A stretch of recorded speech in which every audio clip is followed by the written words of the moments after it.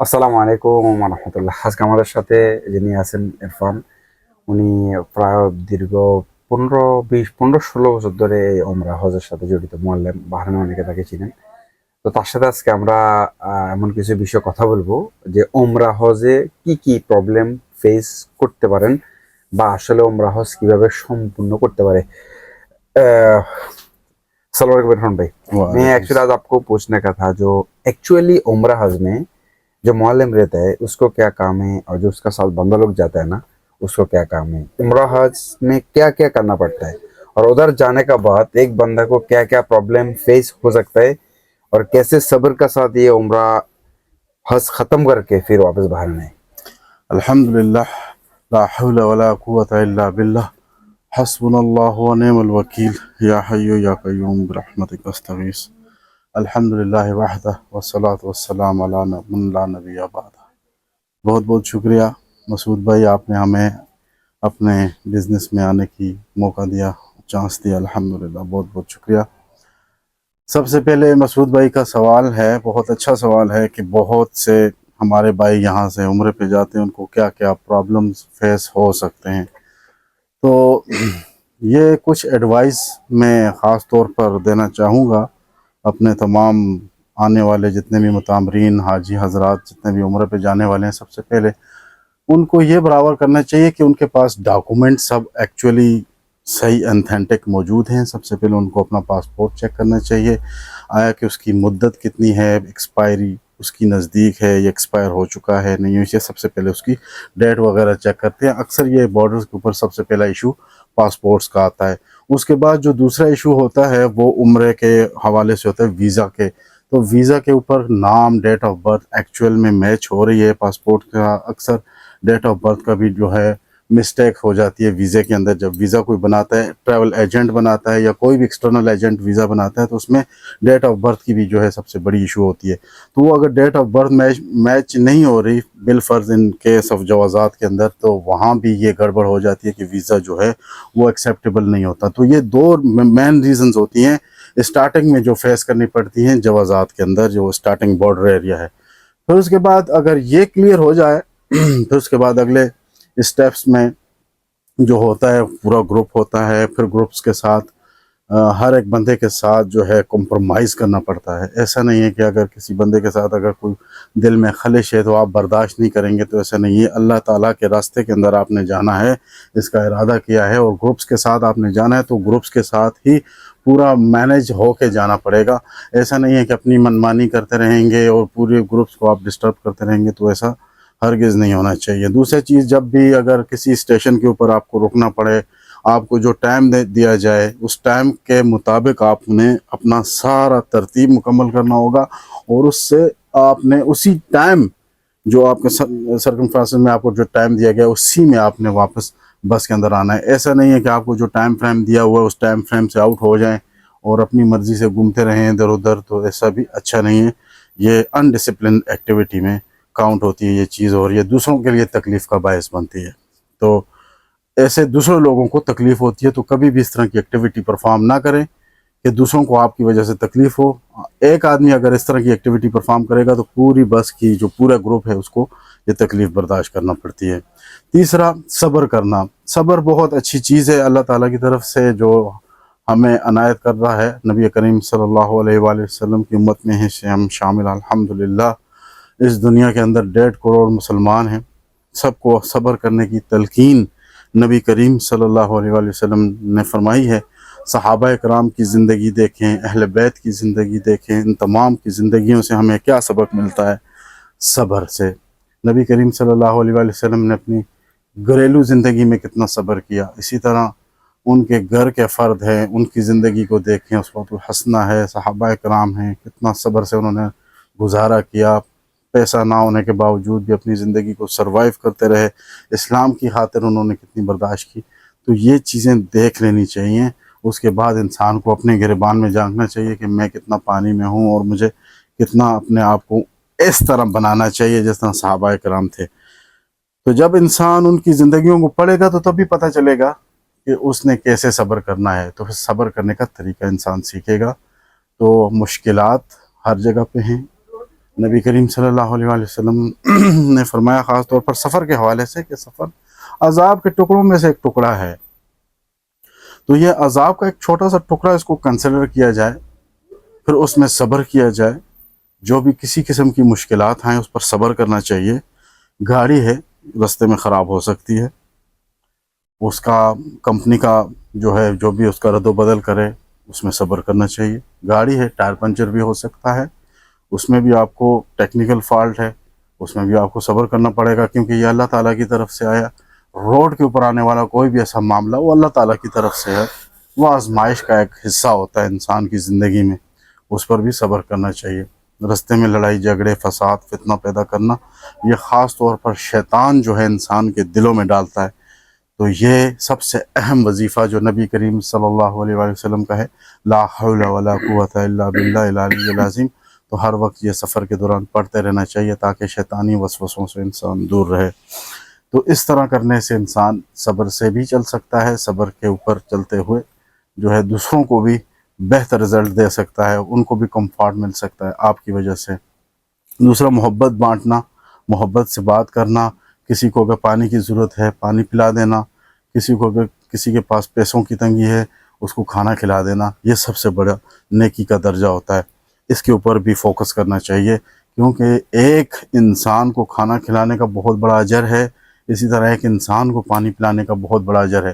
اللہ تعالیٰ قیامت والے دن اس شخص کو کبھی پیاسا نہیں رکھیں گے جو شخص دوسروں کو کیئر کرتا ہے، پانی پلانے کے حوالے سے خاص طور پر ان دوسروں کو پلاتا ہے۔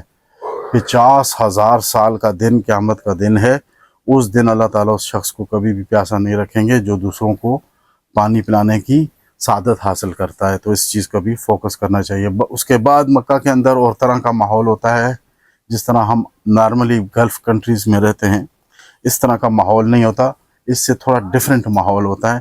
وہاں کے لوگوں کا رویہ بھی مختلف ہوگا، وہاں کے پولیس کا رویہ بھی مختلف ہوگا، وہاں کے ہوٹلز مینجمنٹس کا بھی رویہ مختلف ہوگا، تو اس میں آپ کو دل پہ کسی کو یہ بات لینی نہیں چاہیے، کیونکہ وہاں پر ڈفرینٹ کنٹریز کی نیشنلٹیز کے لوگ آتے ہیں اور ہر لوگ جو ہیں ہر چیز کو صبر کرتے ہیں، ہر چیز کا ایسے نہیں ہے کہ ہر بات پہ لڑائی کرنا، ہر بات پہ جھگڑا کرنا، یہ مناسب نہیں ہوتا۔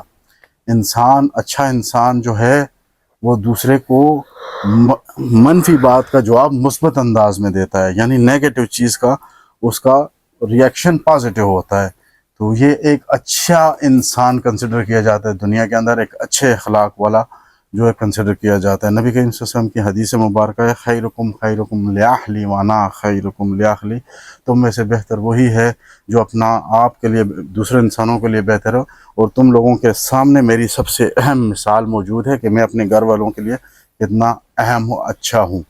تو اپنے آپ کو اچھا بنانا یہ ضروری ہے، دوسروں کے لیے اپنا اخلاق اس کو اچھا کرنا بہت ضروری ہے۔ اگر اس طرح کا آپ بیہیویئر رکھیں گے تو انشاءاللہ کسی قسم کی کوئی بھی پریشانی نہیں آئے گی، صبر کا مظاہرہ کریں گے تو کسی قسم کی کوئی پریشانی نہیں آئے گی۔ شیطان ہر پل آپ کا دشمن، آپ کا ساتھ رہے گا، ہر پل آپ کے ذہن میں مختلف قسم کی باتیں کسی کی مخالفت میں ڈالے گا۔ کمپنیز کے بھی کچھ ایشو ہوتے ہیں، ضروری نہیں ہے دنیا میں ہر کمپنیز آپ کو برے پیکیج دیں، اچھے پیکیجز دینے والی کمپنیز بھی بعض اوقات پھنس جاتی ہیں، کسی قسم کے ایشو ہو سکتے ہیں، پرابلم ہو سکتے ہیں، تو آپ کے ذہن میں الٹی سیدھی باتیں ڈالنے والا شیطان ہر وقت آپ کے ساتھ رہتا ہے، تو شیطان کی کبھی نہ سنیں۔ ہمیشہ یہ جو نبی کریم صلی اللہ علیہ وآلہ وسلم نے ہمیں جو وظیفہ بتایا وہ شیطان سے بچنے کا، تو وہ وظیفہ کرنا چاہیے، لا حول ولا قوت الا باللہ العلی العظیم، اور اپنے آپ کو بھی صبر پر مستحکم رکھنا چاہیے اور دوسرے کو بھی صبر کی تلقین دینی چاہیے۔ تو اس طرح یہ ایشو ہوتے ہیں جن کو میں نے اور ایک جو ہمارا بہت سارے بنگلہ دیشی لوگ جو عمرہ میں جاتا ہے نا، جی جی وہ لوگ شکایت کرتا ہے ہم کو معلم نہیں ملا، ہم معلم کو نہیں دیکھا، ہم اس کو دیکھتے نہیں۔ ایک عمرہ کا پیکیج میں معلم کا کیا رول ہوتا ہے؟ عمرہ کے پیکیج کے اندر معلم کا جو رول ہوتا ہے وہ کمپنی کی طرف سے ہوتا ہے، اس کو گائیڈ کرنا پراپر طریقے سے، عمرے کا طریقہ بتایا جاتا ہے، اس کو بتانا، اگر اس کو کوئی عمرے کے حوالے سے کوئی کوسچن ہے تو وہ اس سے پوچھے۔ عمرے کا جو معلم ہوتا ہے اس نے آلریڈی مینیج کیے ہوتے ہیں، گروپس وغیرہ بنائے ہوتے ہیں، उन ग्रुप्स के अंदर बाकायदा वो डिटेल सेंड करते रहते हैं कि कहाँ कहाँ आपने कैसे कैसे अमल करना है, कैसे कैसे किस दिन ज़ियारत पे जाना है, किस दिन कौन सी एक्टिविटी परफॉर्म करनी है, तो वो पूरी डिटेल ग्रुप के अंदर आती रहती है।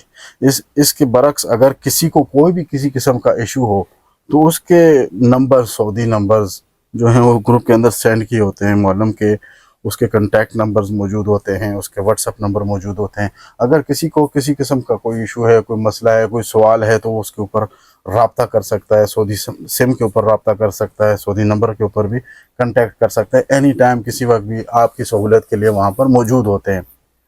ठीक है, तो ज़ियारत कराना उनका मकसद है, ज़ियारत बेहतरीन तरीके से कराना मौलम का काम है।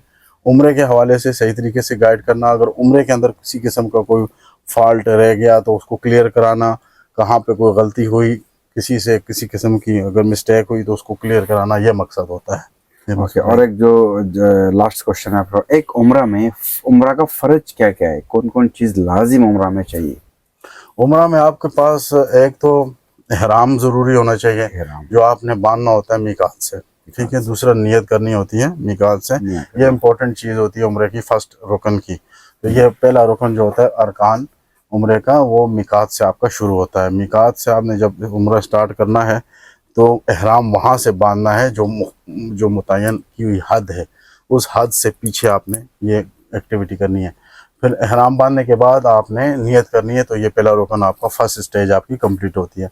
उसके बाद फिर दूसरी जो स्टेज है, वो ये दूसरा रुकन है, वो खाना काबा के अंदर है, वो तवाफ है, खाना काबा के ये 7 चक्कर लगाना। ये दूसरा जो है, ये दूसरा पार्ट आपने कंप्लीट करना है, दूसरा रुकन आपने कंप्लीट करना होता है। फिर उसके बाद तीसरा जो मेन रुकन है, वो सफ़ा मरवा की सही करना होती है। और सफ़ा मरवा 2 पहाड़ियाँ हैं जिनके बारे में कुरान मजीद में जिक्र है, न सफ़ा वल मरवा मिन शाअरिल्लाह, बेशक ये सफ़ा और मरवा की जो पहाड़ियाँ हैं ये अल्लाह ताला की निशानियों में से हैं। नबी करीम सल्लल्लाहु अलैहि वसल्लम ने भी वहीं से अपना सफ़र का आगाज़ किया, सहाबा इकराम ने भी उनकी पैरवी की, वहाँ से भी उन्होंने जो है सफ़ा और मरवा के दरमियान 7 चक्कर लगाए थे। तो आज तक जो है ये सिलसिला उसी तरीके से नबी करीम सल्लल्लाहु अलैहि वसल्लम की सुन्नत के मुताबिक चल रहा है। तो जितने भी ज़ायरीन पूरी दुनिया से लाखों की तादाद में, करोड़ों की तादाद में जितने भी आते हैं, तो इसी पैटर्न के साथ जो है अपना उम्रा करते हैं, हराम बांधते हैं, फिर आते हैं, फिर तवाफ़ करते हैं, 7 चक्कर लगाते हैं, फिर उसके बाद इसी तरह सफ़ा मरवा की सही करते हैं। तो ये सिलसिला होता है, ये इस तरह उम्रे का सब मुकम्मल करना होता है। अगर इस दौरान कोई भी एक चीज़ मिस हो जाए, अगर आपने तवाफ़ किया है तो सफ़ा मरवा नहीं की, तो आपके ऊपर दम आ जाता है। दम जो है वो एक बकरा ज़बह करके हरम के अंदर जितने भी एरिया के अंदर जो गरीब ख़ानदान हैं, जो गरीब बासी हैं, उनको खिलाना होता है, उनको देना होता है। तो ये सदका होता है वो जो आपने देना पड़ता है। अगर बिलफर्ज आपने कोई बड़ा रुकन छोड़ दिया, बड़े रुकन में सफ़ा मरवा छोड़ देना, बड़े रुकन में तवाफ़ छोड़ देना, या बड़े रुकन में आपका कोई ऐसा हाजत हो जाना, तवाफ़ के दौरान वज़ू टूट गया, आपने दोबारा तवाफ़ के दौरान जारी रखा उसी तरीके से, तो आपका तवाफ़ बातिल है, तवाफ़ नाक़िस है, तो उसमें भी आपको दम आ सकता है। तो बहुत सी ऐसी मसाइल हैं जिन मसाइल के अंदर जो सदक़ात या दम देना पड़ता है, तो इनकी केयर करनी बहुत ज़रूरी होती है। हर चीज़ का इल्म इंसान को होना चाहिए, बेसिक नॉलेज होना चाहिए उम्र के हवाले से। बहुत शुक्रिया इरफान भाई। इंशाल्लाह जो लोग उम्रा जा रहे हैं, इंशाल्लाह आप लोग उम्रा जाने का पहले यूट्यूब में आप जाके एक बार देखो, और भी बहुत सारी आलिम लोग हैं, उलमा लोग हैं, और बताते रहता है। एक्चुअली चीज़ क्या है, आपका उम्रा आपको करना है, आपका उम्रा मुअल्लिम नहीं करेगा, आपका उम्रा आपको करना है। ये ख़त्म होने का बाद आपको कुछ भी क्वेश्चन है तो रिलेटेड, वो आप शेख से पूछ सकते हैं। अस्सलामु अलैकुम व रहमतुल्लाह।